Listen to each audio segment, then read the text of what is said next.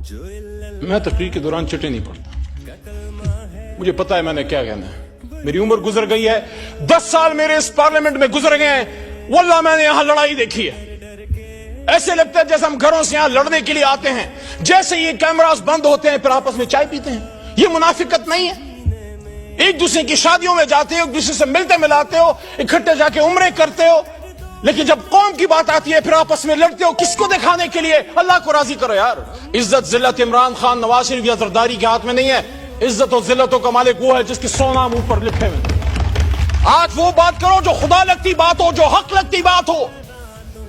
Abbott آباد division نے جناب چیئرمین صاحب، میں ایک ایک شہید کے گھر گیا ہوں، چھوٹا بھائی ادھر بیٹھا ہوا تھا، عطا تارڑ صاحب اس وقت نہیں ہے، میں ان کو کہتا ہوں عطا بھائی میں آپ کو ہاتھ سے پکڑ کے میری گاڑی میں، اس میں میرا اپنا ذاتی پیٹرول ہے، میرے ساتھ چلیں، کم از کم جن شہیدوں کو میں جانتا ہوں ان کے قبروں پہ میرے ساتھ جائیں، اور میرا آپ سے وعدہ ہے رینجر کا شہید آپ کا نہیں میرا بھی شہید ہے، اکٹھے رینجرز کی شہادتوں اور دعاؤں پہ بھی جائیں گے۔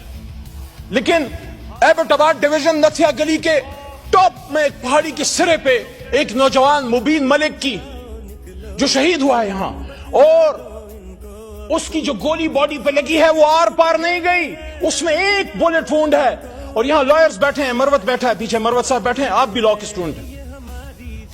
جب باڈی سے گولی آر پار نہیں جاتی اس کا کیا مطلب ہے؟ اس کا مطلب ہے کہ اٹس اے سنائپر شاٹ۔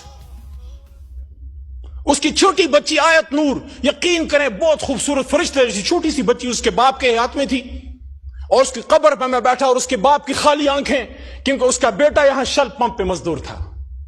کیا گناہ کیا تھا اس نے؟ وہ بھی تو کسی کا بلاول تھا، وہ بھی تو کسی کا قاسم یا سلیمان تھا یا حمزہ تھا۔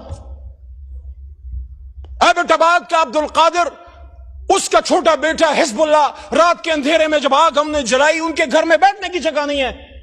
ایبٹ آباد کی سردی کا آپ کو پتا ہے، کھلے آسمان تلے آگ جلا کے ہمارے ساتھ وہ بیٹھے ہوئے تھے، اس کا چھوٹا بچہ حزب اللہ جو مدرسے اور اسکول میں پڑھتا ہے سوال کرتا ہے کہ میرا باپ کیوں مرا؟ آرمی پبلک اسکول میں تو دہشت گرد آئے تھے، یہاں کون آیا تھا میرے بھائی؟ یہاں کون آیا تھا؟ پارلیمنٹ کے سامنے لا الہ الا اللہ محمد الرسول اللہ کے سامنے یہاں گولیاں چل رہی تھی۔ مجھے جس چیز کا دکھ ہے بطور پاکستانی، آپ سب میرے بھائی ہیں، میرے کسی سے نفرت نہیں ہے، وہاں جس سیٹ پہ عطا تارڑ بیٹھے ہیں وہاں میں نے جب 9 اپریل کی رات سپیچ کی تھی، آپ ادھر 170 بیٹھے ہوئے تھے، مجھ سے اکثر پوچھا جاتا ہے تمہیں ڈر نہیں لگ رہا تھا اس رات؟ تم اکیلے تھے اور یہ 170 تھے۔ میں نے کہا میں ان کو دشمن نہیں، صرف ایک سیاسی مخالف سمجھتا ہوں، مجھے ان سے کوئی ڈر نہیں تھا، لیکن مجھے جس چیز کا دکھ ہے وہ یہ ہے